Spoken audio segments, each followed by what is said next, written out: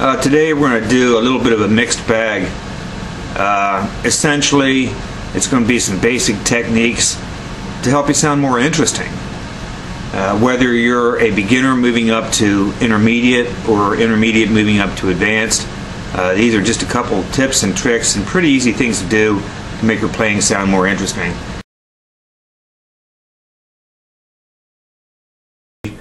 When I play a chord, I don't usually. Sometimes I'll do. You can do an entire chord, but you can also. One option is to use the pick and your middle finger. Okay, so let's say you're doing this. Let's say you're playing this riff.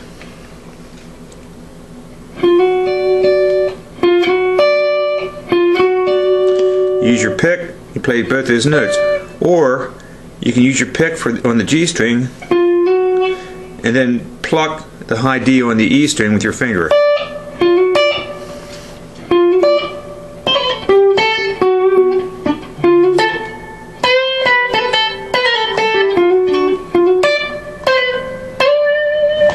And what happens is you get a better ring to it, you get more of a pop.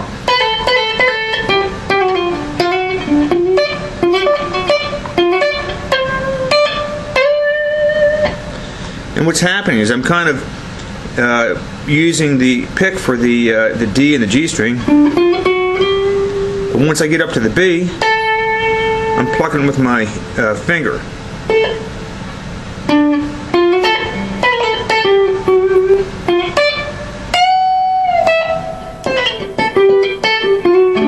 And get more of a pop to it. Or let's say you're doing that roll. You're doing the 7th to the 4th and doing the hammer on. If you play it with just the pick, it's going to sound like this.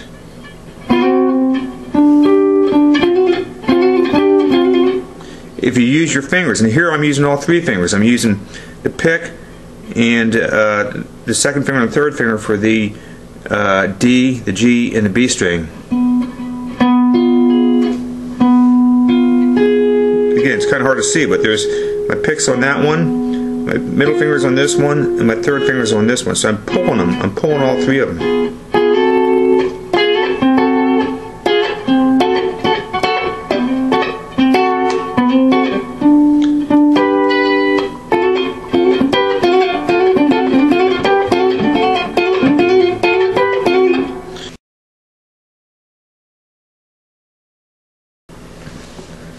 I dampen with the heel of my hand back here along the bridge.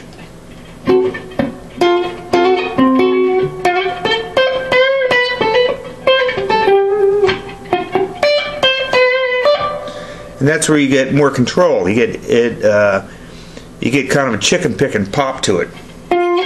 If you don't use let's say you use your pick and you're not using your other finger and you're not dampening it, so you go.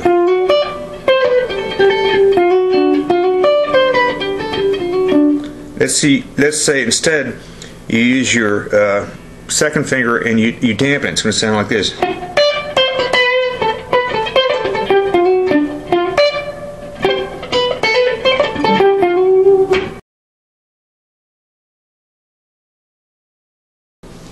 And what we're talking about is playing lower end partial chords. So instead of playing a full A chord, the A7th, you're playing the root and the 7th and the 3rd. You're playing 3 strings, your E, your D, and your G. And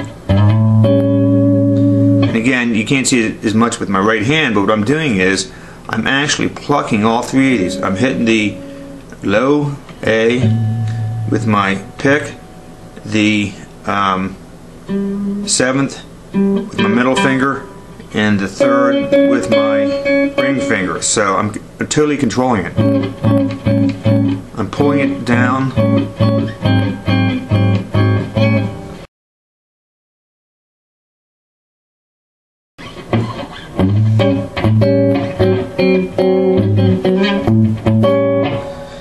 Again, and I'm muting it with my right hand.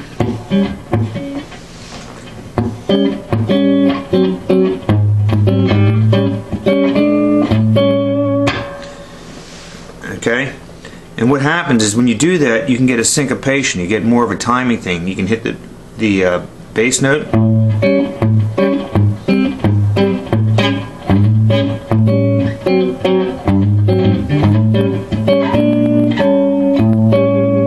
that's a great way to play fake jazz.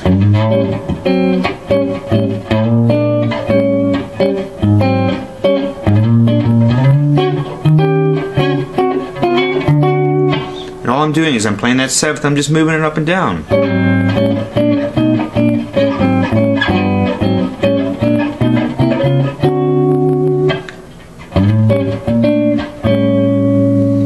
Now when you play the, let's say you go to the fifth, and you're playing a ninth. Fifth chord, you're playing a ninth.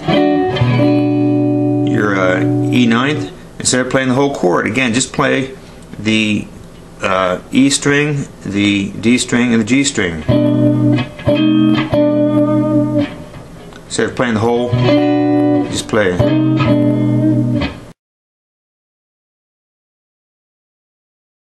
If you're playing a minor, let's say you're playing an A minor seventh, that's a lot of notes. I mean, you should work on building up the confidence to play fewer notes. Okay, instead of just playing A minor seventh like that, I almost always play it like this, and it's easier. It has more tone to it.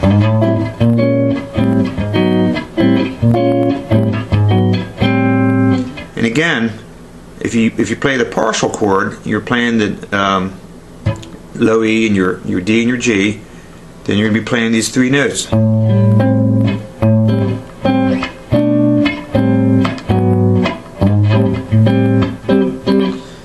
And again, once again, I'm playing with the pick for the low one and plucking with my fingers for the other two. You get that syncopation.